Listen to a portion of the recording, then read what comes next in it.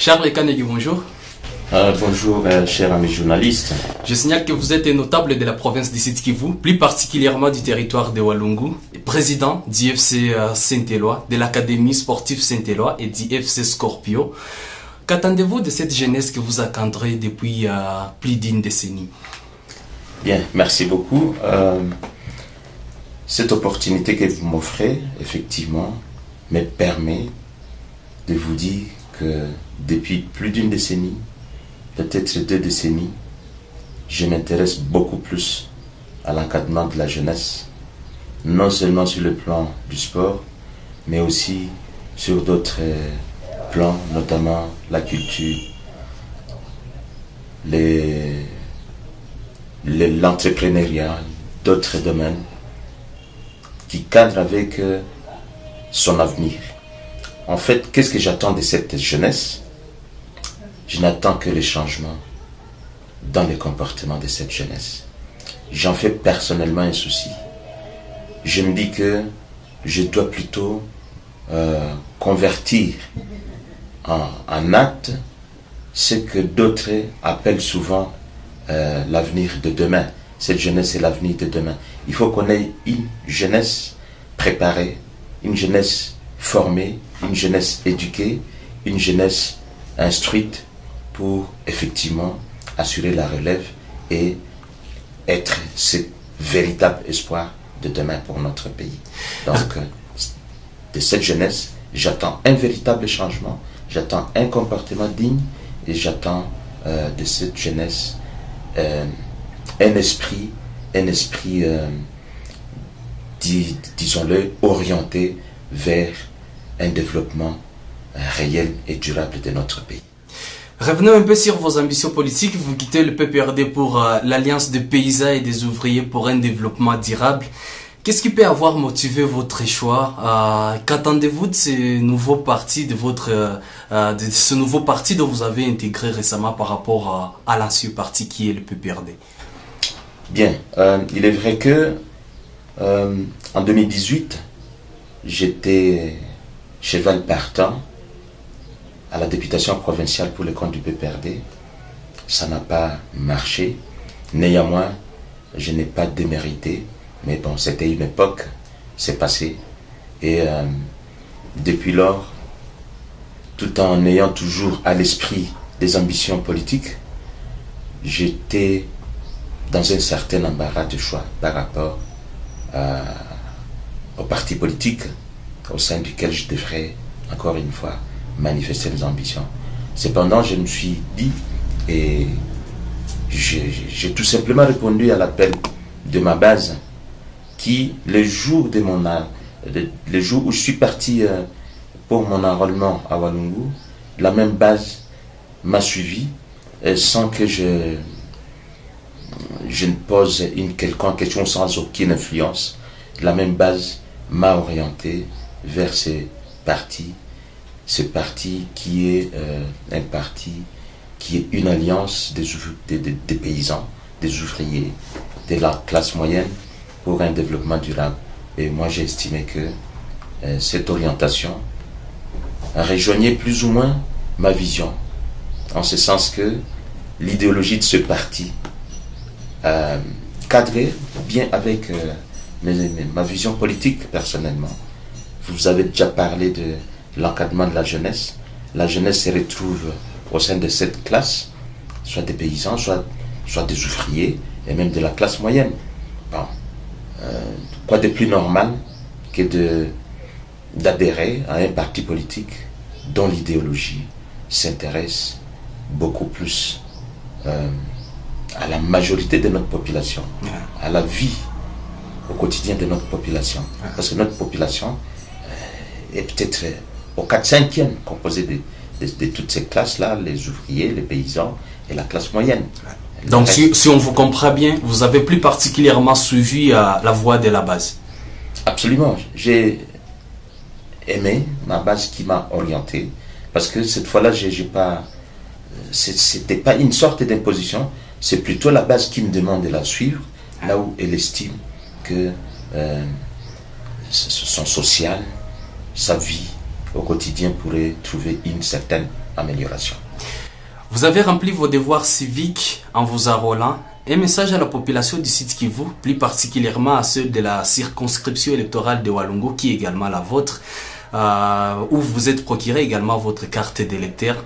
Quel message avez-vous à faire à cette population où on se rend quand même compte que certaines personnes ont du mal à se procurer leur carte jusqu'à présent? Bien, permettez que, avant que je ne réponde à cette question, ouais. J'apporte un petit ajout par rapport au choix du parti. Il faut se dire que le parti, en soi, après analyse, et avant même que je ne prenne la décision d'adhérer officiellement, j'ai eu l'occasion de contacter la hiérarchie de ce parti et j'ai trouvé dans les responsables, les animateurs de ce parti, des personnalités vraiment encore clean sur le plan de la gestion de la chose publique et même son autorité morale, monsieur l'honorable plutôt Abdon Etina. C'est aussi une personnalité qui est encore sans tâche sur le plan de la gestion de la chose publique. Le président national, Olive Moudekereza, l'honorable Olive Moudekereza, tout le monde connaît son cursus dans le monde des affaires. C'est quelqu'un qui a travaillé pour réaliser ses revenus, pour avoir ses richesses. Donc c'est encore quelqu'un, une personnalité qui peut être un modèle de gestion. Ouais. Et puis l'honorable Fogamaïk, qui est cofondateur du même parti politique, lui aussi c'est une personnalité, je pense, dont la bravoure est connue de tout notre public. Voilà un élément en plus qui est entré en ligne de compte du choix de ces partis politiques. Donc un parti politique animé par des personnalités non encore souillées dans la gestion de la chose publique. Et moi, personnellement, ayant pour devise la pratique de la bonne gouvernance, je me suis dit, au travers de ces partis politiques, une fois accédés au pouvoir, nous pouvons mettre en place la pratique de la bonne gouvernance et la vivre au quotidien. Et non en faire un slogan démagogique pour certains. Bon. Pour revenir à la question concernant l'enrôlement. Un message à la population du Sud Kivu, plus particulièrement à celle de votre circonscription électorale. Je rappelle qui est de Walungu. Vous êtes enrôlé au centre de Maka, on se rappelle. Quel message avez-vous à faire à cette population? Qu'est-ce qu'ils peuvent faire? Parce qu'on se rend quand même compte que certains traversent des moments un peu difficiles pour se procurer une carte d'électeur. Avez-vous un message à faire à la population du Sud Kivu, plus particulièrement à celle de Walungu? Bien. Comme tout le monde le sait, il y a effectivement des difficultés d'accéder au bureau d'enrôlement. On a constaté que l'organisation n'était pas du tout impeccable et ils sont encore nombreux, ceux qui n'ont pas encore eu leur carte d'électeur au travers des bureaux d'enrôlement. À la population des Walungu, la population majeure des Walungu, et en particulier du Sud Kivu en général, je demanderais à ce qu'elle puisse tirer profit, qu'elle puisse maximiser ces quelques jours qui restent avant la clôture. Nous sommes aujourd'hui le 29 et bon, l'enrôlement est censé prendre fin le 1er avril. Je pense qu'il y a encore moyen de se précipiter et espérer obtenir sa carte d'électeur pendant ces quelques jours qui restent. Mais aussi à la CENI, je demanderai à ce qu'elle puisse tenir compte de toutes ces imperfections constatées au cours de la période d'enrôlement ici, parce que les machines sont tombées régulièrement en panne. Moi-même, je l'ai vécu personnellement les jours de mon enrôlement. À un moment donné, il fallait attendre. Bon, les lendemains aussi. Je pense que la CENI devrait prendre en compte tous ces éléments-là, ces aspects, et donner un délai supplémentaire pour enrôler la majorité, pour atteindre les projections escomptées, et afin de ne pas léser les différentes circonscriptions par rapport au nombre réel des électeurs. Parce que le nombre des candidats ou des postes ou des sièges à pourvoir dépendra aussi du nombre des électeurs, ce qui fait que la CENI devrait prendre tout ça en compte et donner la chance à toutes ces circonscriptions, donner aussi l'occasion à cette population de se choisir les dirigeants responsables, les représentants responsables que je considère proviendraient des partis politiques, comme la POSEN. Une dernière question, je le disais tantôt au début de cette interview, je rappelle, vous êtes dirigeant sportif et c'est pas attribué à tout notable de diriger 3 clubs à la fin. L'AS Saint-Éloi a été éliminé en quart de finale de la phase de play-off par l'FC Espoir. Comment avez-vous appris cette défaite? Comment avez-vous digéré cette élimination? Les objectifs de l'AS Saint-Éloi pour la saison prochaine seront-ils les mêmes ou y aura-t-il un changement? Bien, il est vrai que l'équipe Saint-Éloi a été éliminée au quart de finale du championnat du cercle sportif de Walungu. Ouais. Dans la phase de play-off aussi. Dans la phase de play-off, disons-le. C'est vrai qu'il y a eu quelques frustrations.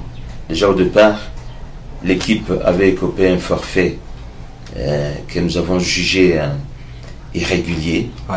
Et nous avions eu l'occasion de le dénoncer, ce qui fait que l'équipe ne serait pas éliminée s'il y avait vraiment eu objectivité dans les traitements, parce que notre équipe n'a perdu qu'une seule fois sur le terrain, donc le dernier match.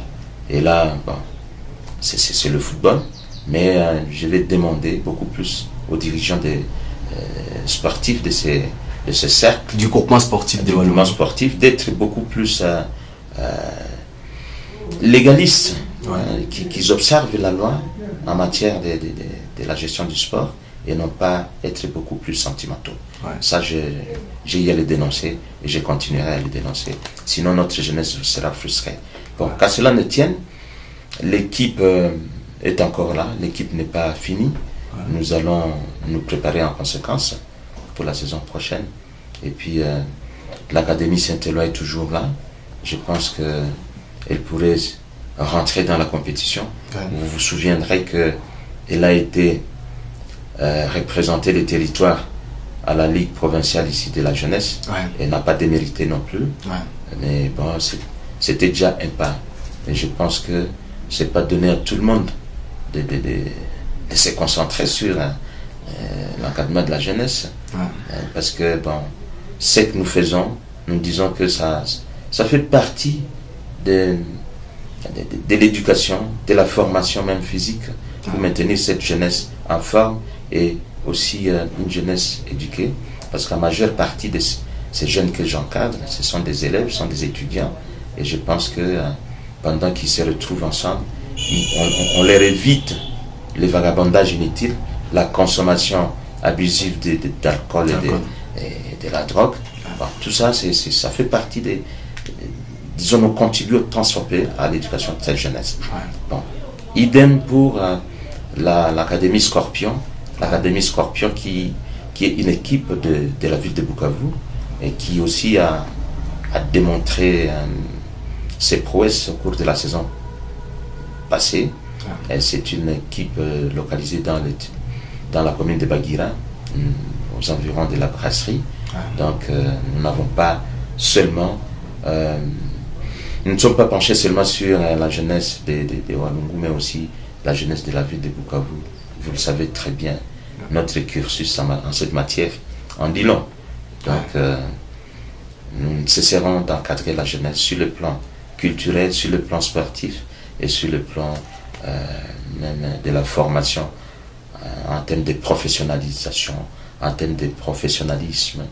Et il n'y a que de cette manière-là, à mon avis, qu'on peut aussi, tant soit peu, contribuer au développement de ce pays à travers la formation, à travers l'encadrement de sa jeunesse. Monsieur Charles Kanegum, merci d'avoir répondu à nos différentes questions. C'est moi qui vous remercie.